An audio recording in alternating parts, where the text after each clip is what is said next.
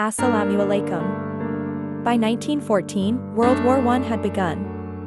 And with that, the last Muslim empire, the 800-year-old Ottoman Empire, fell.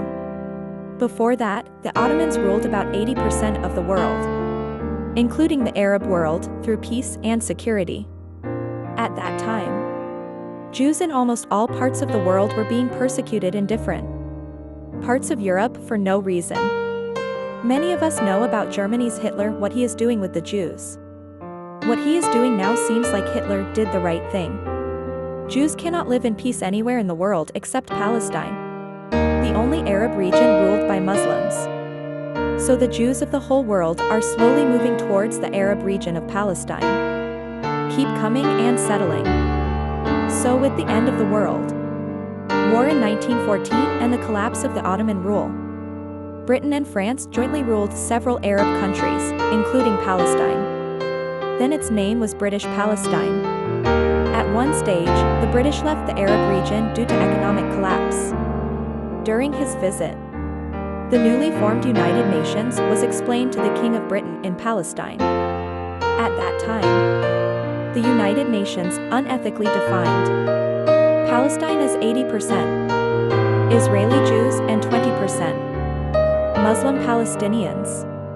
Since Jews were comparatively outnumbered, and calling the capital Jerusalem bi-religious, the two nations were told to live and worship together in peace.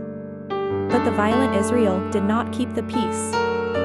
So in the year 1947 to 1948, Palestine, Jordan, Egypt, Iraq and the Arab states fought with the Jewish Israel and Palestine, and the Muslims lost with Israel.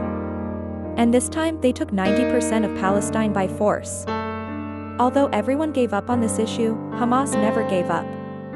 However, they have not disclosed their names. At one point there was a small area along the border of present-day Jordan and Egypt that we call Gaza.